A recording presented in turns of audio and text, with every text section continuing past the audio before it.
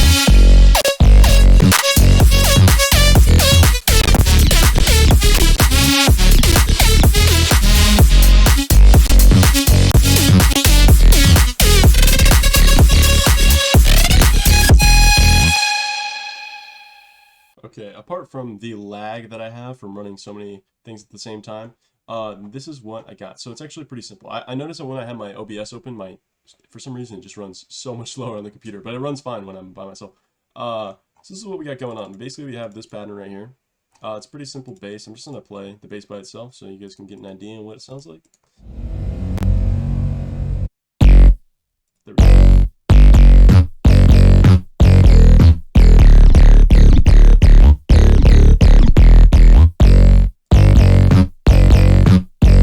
Actually kind of sounds like there's reverb on it. Wait, what did I do? Did I accidentally add reverb? Oh, I didn't. Oh, maybe it's chorus. Okay.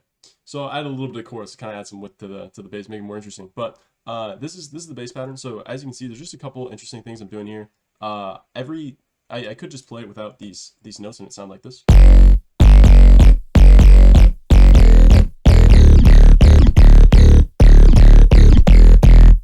Oh, and I got these little notes, but they're kind of hovering on top again. So as you can hear, I have a pretty basic pattern. I keep it consistent throughout pretty much. So it goes A, A, B, B. So these two patterns repeat, and then these two patterns repeat right here. So this is future Tristan. I also wanted to add that on these second parts right here, I also noticed that, oh, whoops, I just deleted everything. No. Okay, on these second parts right here, I also do this a couple times, like where I change the melody only on the second half, but I keep the first part the same every single time. So I do that to give a pattern to the listener, but then kind of take them in a new spot every single time. So it's like the same, different, same, different, same, different, same, different. And then what that does is it just creates something memorable, but it also keeps you interested so you can listen to it over and over and not get bored. Because if I just did like the same thing, then the same thing, then the same, I literally would stop listening while producing. Like I get so bored of listening to it. So I basically make things that I'm interested to listen to while I produce, but keep it the same enough so that it's catchy. So yep, that's just one future Tristan note that I wanted to toss in there.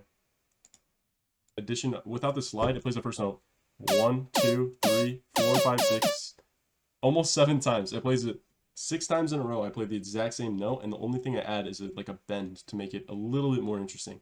So you can get away with using the same note and it's still sounding good. So something to remember. To keep it interesting, I did switch the melody up a couple times. So I have the first time it uses this lead pattern.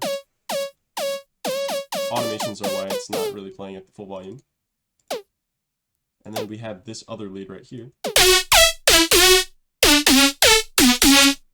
And then I'm going to show you how I sound design all of these as well. So, but we're going one step at a time here. I'm actually using the same drums. I just keep it really simple. So literally what I did, I had another project file and I really like the drums. So I literally just save as new up in the top left corner, save as new the project file, deleted all the synths and everything, and then just remade everything again, and made a new drop on these drums. So this is what the drums sound like, and they're from a different song I was working on. But let me just play everything here.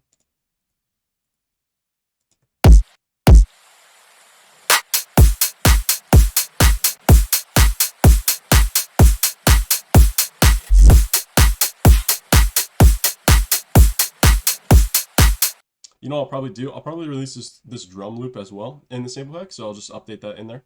I'm not exactly sure the best way of updating it. I was thinking one way I could do it is I could put in, so in my sample pack right now, you'll see I have like drums and I have all these like organized, right? The problem is that if I release a new part of it, I don't know if I should put that with the old samples and just sort everything in there, or if I should add a new folder with a new update and have only the updated sounds in the update folder. I'm not sure what's better, because the one, it keeps it more organized, but the two, it shows you what's new and what's not new. So it might be hard after a long time when I'm adding new samples for you to like filter through and see which ones I actually added. Might be a little bit hard. So if you guys have any ideas on how I could do that better, I'm still new to this, but I thought it was a cool idea. So let's go through some of the automation. So what a lot of I think producers sleep on is that when you're trying to use very few sounds, like I only have one bass, one lead, that's it, and then the lead just changes, but I never like stack things too much, because then it gets a little muddy.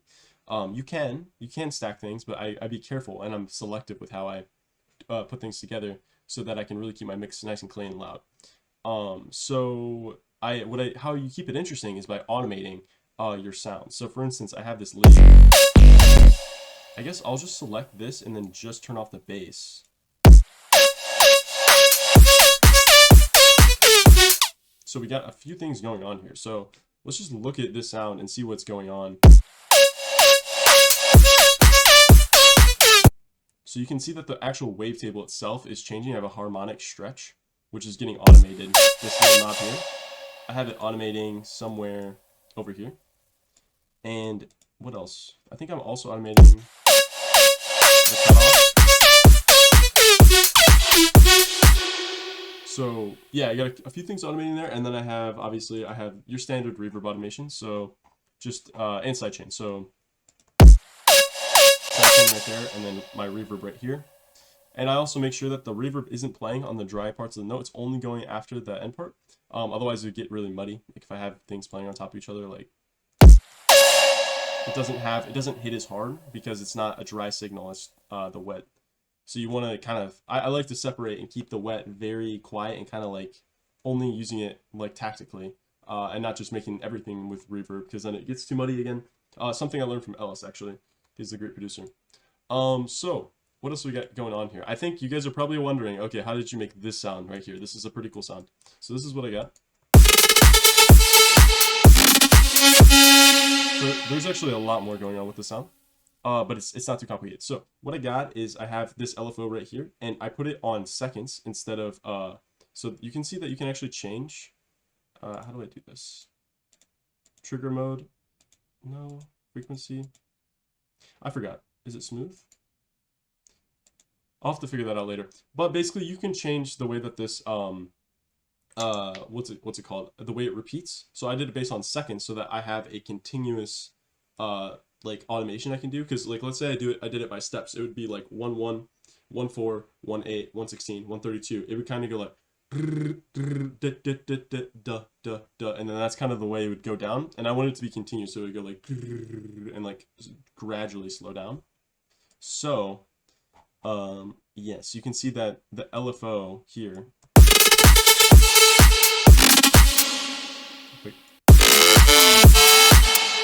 that's kind of what it's doing. So if I change that, it wouldn't go as smoothly down and smoothly up, but you could try it. It could sound cool, but this is just the way I did it. So another thing that I did is I used the distortion on this sound as a sound design tool. So I actually use Signfold, and it makes a huge difference to sound, I think. So it sounds kind of boring, but as soon as I added this, I was like, oh, that sounds like really cool. So yeah, I add this and then I mix it in. Just added a lot of crispiness to it. That's why I always add a lot of white noise on all my sounds, just white noise, tons of white noise, and distort the white noise, and it makes it very like punchy in the mix. So that's something that you can do as well for your leads. I try to keep the bass, my bass pretty clean. As you can see, my bass here, if I show you guys, it is fairly little high end. I cut out nearly all of it, but then I put a compressor after, so it brings a little bit of the highs, but it's not like all the highs, if that makes sense. I just wanted a little bit crispy, but not like overpowering the lead. So that's something that you can do. Distortion itself adds saturation to the sound, which will add a little bit of high end. So you got to remember that. So if I were to put the distortion after the EQ, it would add a little bit more high end. But I like the way it sounds like this. So basically that's just a couple of the sounds. Another sound that I did was the one after. So it's this sound. Oh wait, my bad. This one. I feel like another way that you can make this cool is if it was like dun dun, and then it just kind of. You could literally just go like dun dun, and then just have something in here like a sample, like a vocal, like dun dun dun. I could totally hear something like that. Like you don't need the lead going the whole time either. That could be cool. That's the thing, is that as soon as I start working on a project, I have so many ideas. This is why it's also really hard for me to release music, is because I have so many ideas of like ways I could do other things, and then one project turns into like 8 projects and none of them get released. But it's fun, and you learn a lot working like that. So another thing, I guess, yeah, let me go over this sound actually. So this sound I have, that's not the right one. Which one is this? D major. Okay. Wait, why did I look at D major? That's not what I was looking for. Number 3. Okay, here we go. Oh wait, that is the sound. What? It's because I have...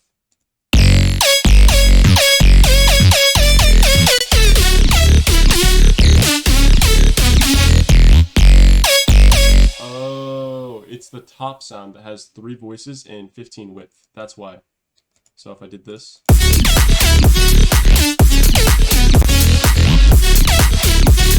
Yeah, that makes a huge difference. Having that like detuned element really sets it apart from the more tuned.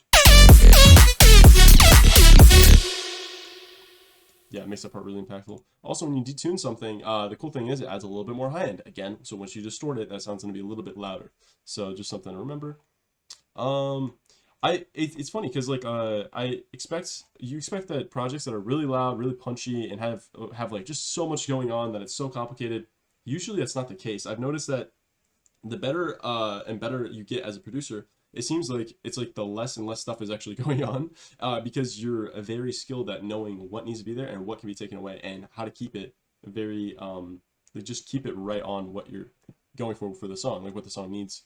So yeah, that's something to keep in mind, is that adding stuff can also take away from the overall sound. So think about what you want to take away from your music to make it more impactful, because also the more stuff that you have going on, the more things that you have to mix. So if you take out less things, then you have less sound competing, you make all the sounds louder. So that's another thing. Just keep that in mind. So I was very selective. The way I mixed this was I actually didn't really mix it at all. Like all I did was take out the low end from the lead.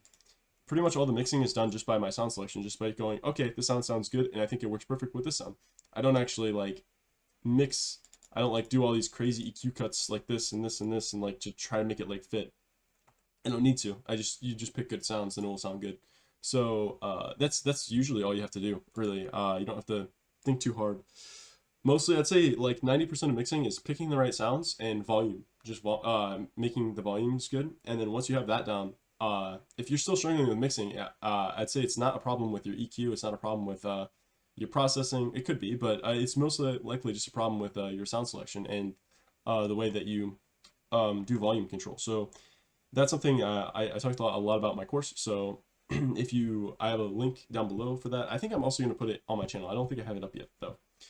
However, this is so far, this is what I got. So this build-up part, I might not even show this because I'm pretty sure this is going to be in the longer form course anyway, since I have the exact same build-up. But I guess I can show it. There's not too much going on. Again, now, not all these samples I used are from my sample pack. Obviously, I'm not giving you guys cashmere samples. I know, they're not my samples. So, cymatics, you can get those for free. A lot of these samples I just sort up over time and I bought different sample packs. But for the most part, I'm not going to put, so for instance, I'm not going to put probably like this kind of sound, like a downlifter. I'm not going to put that in my sample pack. Why would I not put that in my sample pack? Because you probably have 100 downlifters. Like, if you just download any other sample pack, you're going to have that sample. So, if you're getting my sample pack, don't assume that you're going to get basically, well, I guess I can show you a little bit of what I got. But, like, for instance, the hi-hats. You might be thinking, oh, what is the hi-hat? Just baited you. Those are my hi-hats. So, the funny thing is that, like, those aren't usually what you think of as hi-hats, but I'm trying to keep it, like, also creative, too. So adding like different samples that you wouldn't normally think of in that category, but just like, you could almost say those are more percussion, to be honest. I might just take out the hi-hat category, but point being, I don't need to give you more samples that you already have. I'd rather just give you new samples that you don't have, and that can make your production more interesting. So I'd rather not get 20 cymatic sample packs, all of them having like very similar sounds, and then finding a few nuggets. I'd rather just make one sample pack with all the nuggets, and then just you can get the normal stuff from other sample packs. That's kind of the way I was thinking about it. So I'm trying to think if there's much else to go over. Oh, one cool thing is that I have this is a lead bus, and it goes into this lead, and then this is a bass mixer chain, and it goes into this bass, and then this lead goes into this this overall like mixer. So okay, let me explain it like this. I have two leads, and then those lead chains go into one chain, which compresses both of them together, and then that goes to the master. So a lot of times you'll see beginner producers, they take their bass, they put it to their master. Their lead goes to the master. Their drums, it goes to the master. Don't do that. Put your everything and compress it separately on different buses, and then compress it all together in the master. That's why your sound sounds like very like weak, is because you put everything to the master immediately, and it only goes one pass through compression, rather than doing multiple layers of separate compression and then compressing all of that together. It makes for a more cohesive mix. So I like literally on my lead, I don't really have any compression here, and then it goes into a lead bus, and then I do compress it a little bit, and then it goes into the main bus, and then I compress it a lot. So, and then it goes to the master, and I compress it even more. So that's kind of the way I work. And I like my drums to not actually be compressed. I like them going straight to the master because it adds an interesting effect when the limiter has to kick in for the way that the kick comes in with the sound. It makes it more punchy. I don't really know how to describe it, but I've just noticed when I put my drums straight to the master, it sounds really powerful with the limiter. Just hard, a lot of times just hard clipping and just having a little distortion on all my drums makes it sound really strong. So I guess that's some advice I give. I also am going to put the mixer chains for the presets in the pack. So I'll call it like, I think I have it in here, but I can show you. Let's see, effects racks, and then you see how these effect racks, I have like bass storm, lead maker, mid-side EQ patcher, nice and simple majestic piano. So I have like these effect racks. I'll name one of them Nitro, and then I'll name the preset Nitro. So then you'll put the Nitro preset with the Nitro mixer chain, and it's as simple as dragging one of these onto here, and it will literally load it up. Like, look at it. If I go to bass 21, do bass storm, it loaded all up on 21, and now if I open up Vital and put it on 21 and press play, and I just need to bring it down.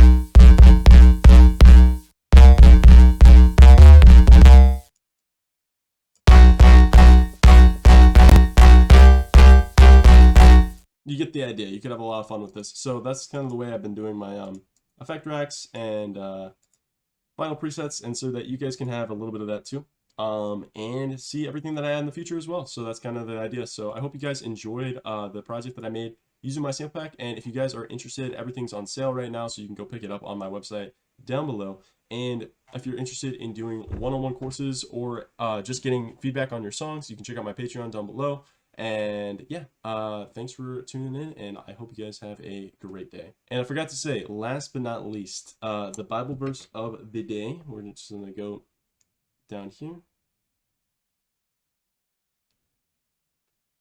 We got, and God is able to make all grace abound to you, so that having all sufficiency in all things at all times, you may abound in every good work. So just remember to rely on God and let Him give grace to you so that you can do good work and help others in your life, whatever you're doing. So you may think that your job or something that you're doing isn't really useful to others, and just find time in your day to bless others in your work, no matter what you do, and find ways, even if your work is like, it may not be completely obvious at the time how you could be helping people. God will show you how you can help people. So just keep that in mind as you go about your day, and I hope God's grace abounds for you. See ya.